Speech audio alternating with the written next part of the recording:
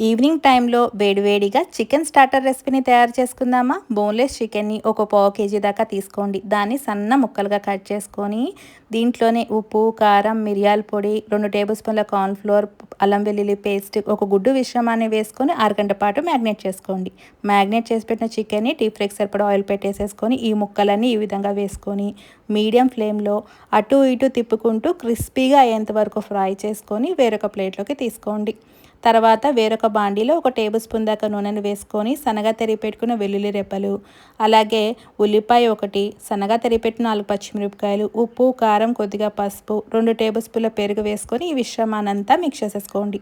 తర్వాత దీంట్లో గుప్పెడంత కరివేపాకు, చికెన్ మిశ్రమాన్ని కూడా వేసేసుకొని వాటర్ని ఎగిరిపోయాక ఒక టేబుల్ స్పూన్ నువ్వులు, గుప్పెడంత కొత్తిమీర వేసేసుకొని దీన్ని మనం వేడివేడిగా సర్వ్ చేసుకున్నామంటే చాలా చాలా టేస్టీగా ఉంటుంది. సింపుల్గా అయిపోయింది కదా! మీరు కూడా ట్రై చేసి ఎలా వచ్చిందో కామెంట్ చేయండి.